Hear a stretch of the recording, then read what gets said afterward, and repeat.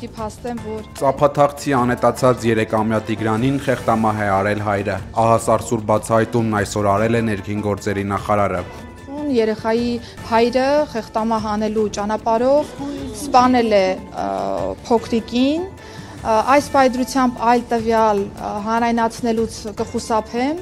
բայց ուզում եմ նաև շեշտել, որ այս վարկածը ի թիվս այլնի առաջին իսկ օրվանից եղել է մեր ուսումնասիրության շրջանակներում, ընդ որում ես նաև նշեմ, որ մենք Այո, կհիշեք, որ եղբայրը, որ նաև ուներ որոշակի առողջական խնդիրներ, պարբերաբար ռեակցիաներ էր տալիս, ներգրավել էինք նաև համապատասխան մասնագետ, որպեսզի հոգեկան առողջական վիճակի վրա լրացուցիչ ծանրաբեռնվածություն որպես այդպեսին չառաջանա եւ մենք կարողանանք պատշաճ կերպով ստանալ տեղեկատվություն փոքրիկից, եթե նրան որևէ բան հայտնի է, եւ այս պայծրությամբ շատ նախնական տվյալներով երկու եղբայրները դուրս են եկել տանից, հետո հորն են հանդիպել եւ հայրը խեղդելու ճանապարհով սպանել է փոքրիկին։ Նշեմ, որ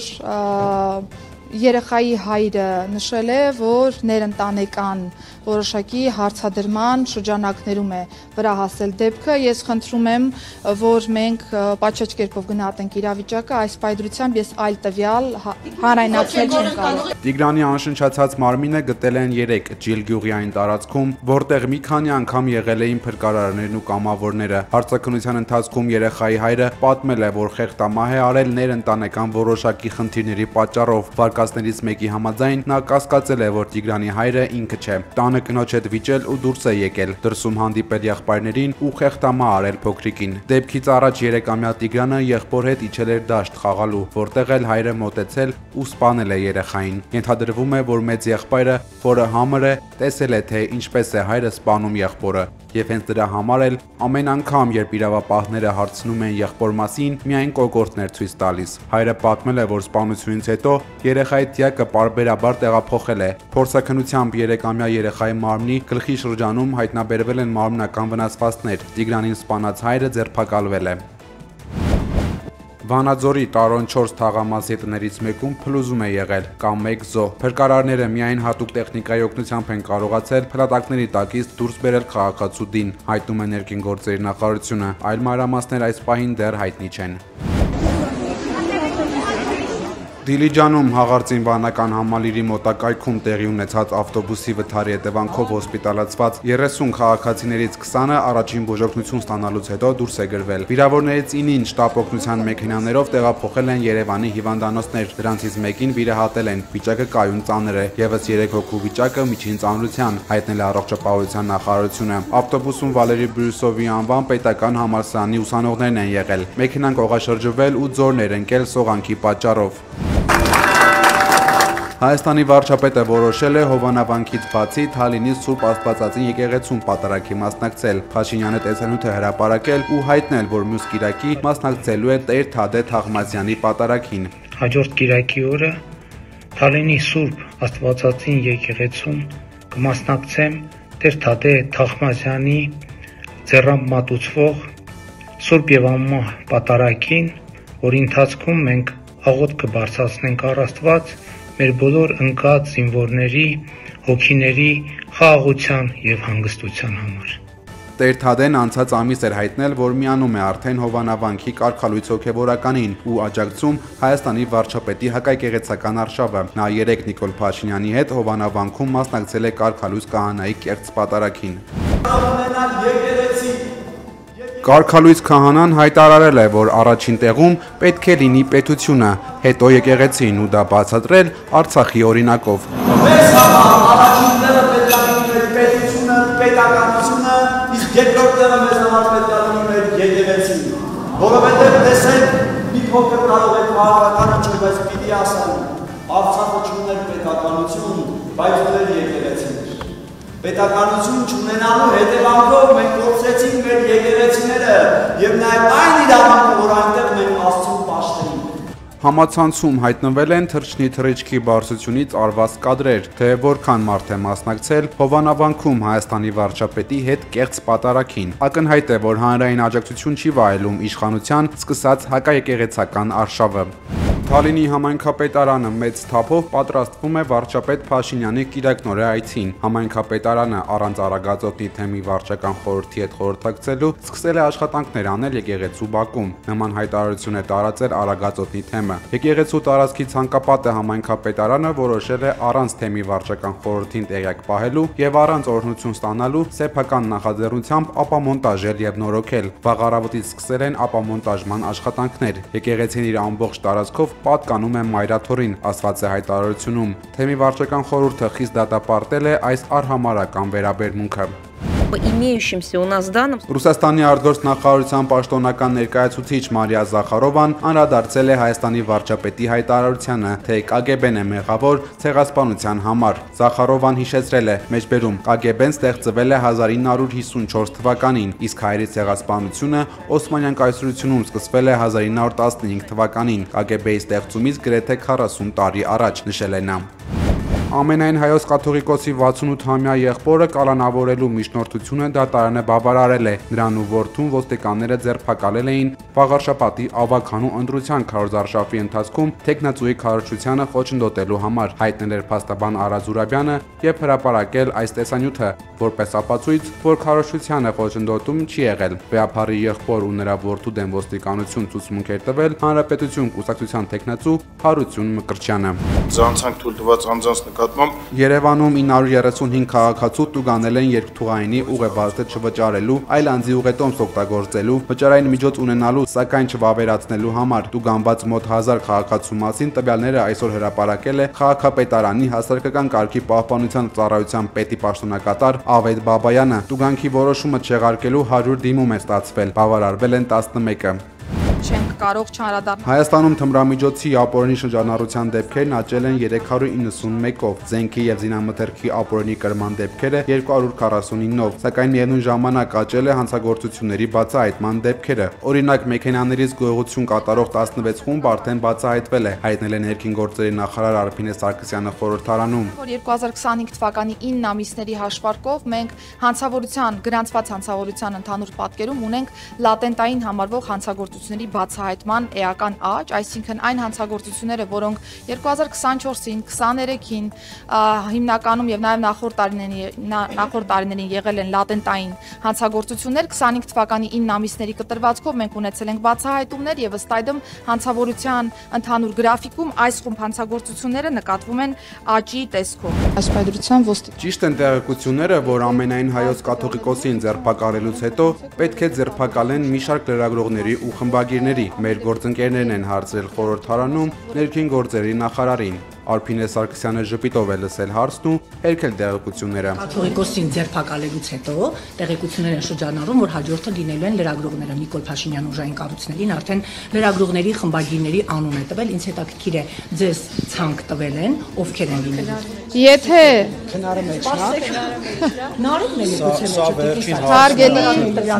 հարգելի լրագրողներ, Հայաստանի Հանրապետությունում ցուցակներով աշխատանք չկա։ Հայաստանի Հանրապետությունը իրավական պետություն է եւ վարույթները նախաձեռնվում են ըստ փաստերի։ Լինի դա նախարար,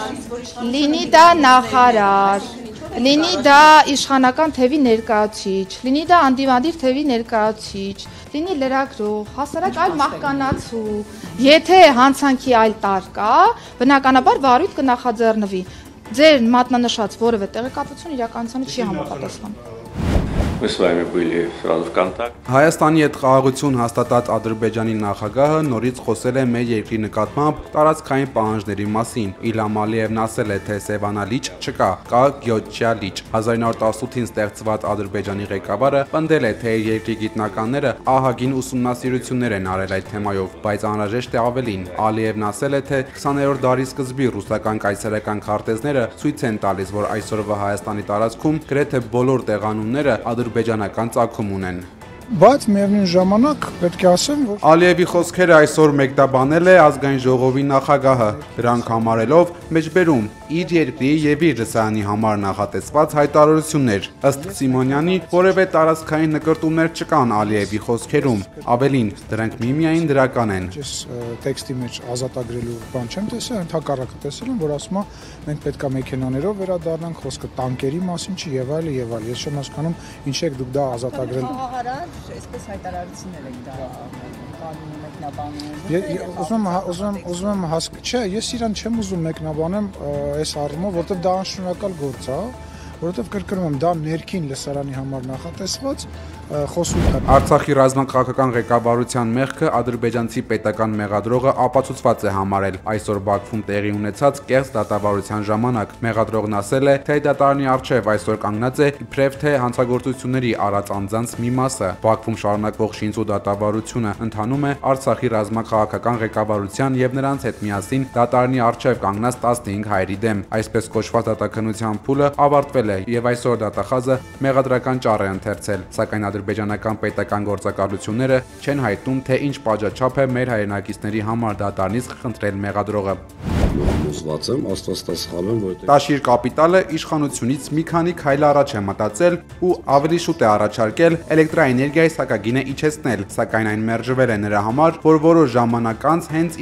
իրենց անունից իջեցնեն, որ ստացվի, թե Սամվել Կարապետյանը չի իջեցրել հոսանքի գինը, այլ իրենց լավ կառավարման արդյունքում է սակագինը փոխվել, հայտարարել է ՀԵՑ-ի նախկին տնօրենի պաշտոնակատար Դավիթ Ղազինյանը։ Հիշում եք, երբ որ անգամ էներգետիկայի մասին օրենքի փոփոխությունները երկրորդ ընթերցում չանցած, կառավարության ղեկավարը հաստատեց ՀԵՑ-ը ազգայնացվելու է, եթե չեմ սխալվում։ Հասկանում եք ինչի մասին ենք խոսում, այսինքն դրանից հետո պետք է երկրորդ ընթերցում անցներ, դրանից հետո պետք է նախագահը ստորագրեր, միգուցե նախագահը չէր ստորագրում, ուղարկում էր սահմանադրական դատարան սահմանադրականությունը ճանաչելու, դրանից հետո պետք է տարածքային կառավարման նախարարություն հաղորդում ներկայացվեր, դրանից հետո պետք է հանձնաժողովի նախագահը միանձնյա որոշեր վարույթ հարուցեր, որոշեր վարույթի սահմաններում այդ պատժամիջոցը ընտրեր կառավար, այսինքն այս ամբողջ գործողությունները չարած եղել է հայտարարություն։ Կարող եք ասել, ես ինչու չպետք է ունենամ հիմնավոր կասկած, եթե ոչ համոզմունք, որ դա քաղաքական պատվեր է։ Ըստ Ղազինյանի իշխանությունները փորձում են Սամվել Կարապետյանից վերցնել բարերարի իսկական հայի կերպարը, նրա հաշվին ուզում են քարոզարշավ անել, չի հաջողվելու նրանց, շեշտել է Ղազինյանը։ Նա նշել է, որ իշխանությանը միևնույն է, թե ինչ որոշում է կայացրել միջազգային արբիտրաժային դատարանը, չգիտակցելով, որ եթե որոշումը չկատարեն, ապա պետությունը միլիոնավոր դոլարների տուրքեր է վճարելու։ Իրենք այստեղ ուղղակի լուծում են պարոն Սամվել Կարապետյանի հարցը, որպեսզի քաղաքական գործոն չլինի, ես ասել եմ, չէ, այսպես այդ վախը, որ իրենք ունեն Կարապետյանից, չեք պատկերացնում ուղղակի։ Այս բեսպրիձել ինչի համար են անում։ Կարապետյանին չեզոքացնելու համար։ Իրենք շատ կարճաժամկետ են մտածել, իրենք մտածում են միլիարդատեր մարդ, դե հեսա մի ամիս երկու ամիս կնստի գա բանակցություն դերի, մի բան պայմանավորենք թողի գնա։ Մոռանալով, որ գյուղում ծնված, իր մայր հողին կպած եւ այսպես տղամարդավարի միջևերջ իրեն պահելով արդեն խաղաքարտեր են խառնվում։ Այդ ժամանակ իշխանությունը գնում է ցետնոտի մեջ, սկսում է տարբեր ինչ որ չունեն իրանք, չեն ունեցել հաշվարկ վերջում ինչ են անելու։ Եվ գնում են տարբեր գործողությունների։ Աֆղանստանում կեսգիշերին 6.3 մագնիտուդ ուժգնությամբ երկրաշարժ է եղել, կա ավելի քան 20 զոհ, վիրավորների թիվը հասել է 300-ի։ ԱՄՆ-ն Ուկրաինային տոմահակ հրթիռներ չի տրամադրի։ Նախագահ Դոնալդ Թրամփը չի փոխել իր որոշումը։ CBS News-ին Թրամփն ասել է, որ չի մասնակցի ռուսական սառեցված ակտիվների բռնագրավման շուրջ քննարկումներին։ ԱՄՆ առաջնորդը Ռուսաստանի ու Չինաստանի իր գործընկերներին անվանել է ուժեղ ղեկավարներ։ Երկուսն էլ կոշտ են, երկուսն էլ խելացի ուժեղ առաջնորդներ են։ Դրանք այն մարդիկ չեն, որոնց հետ կարելի է խաղալ։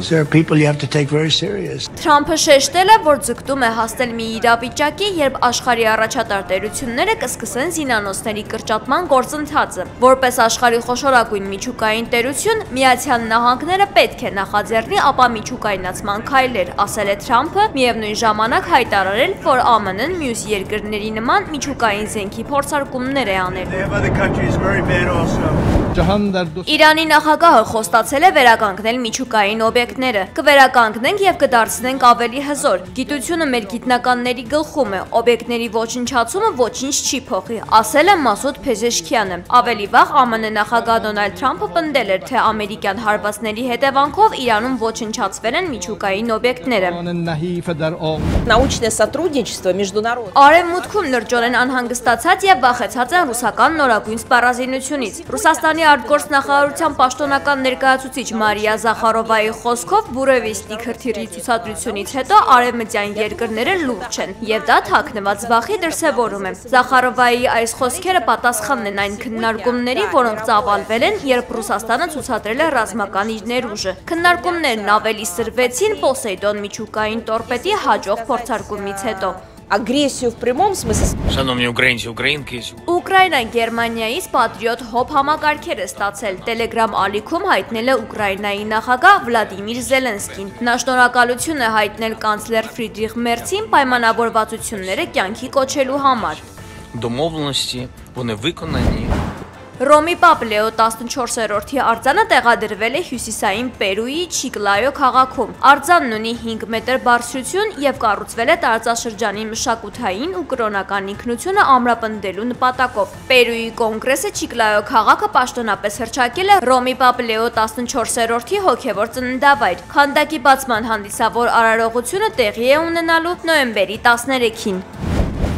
Սոչիի լեռներում զբոսաշրջիկները տեսանկարահանել են մթնոլորտային օպտիկական հազվագյուտ երևույթ, որը հայտնի է որպես Broken Spectre անվամբ։ Այն կարծես ծիածանի ուրվական լինի։ Այս երևույթն առաջանում է, երբ արևն ընկնում է մարդու ստվերի վրա։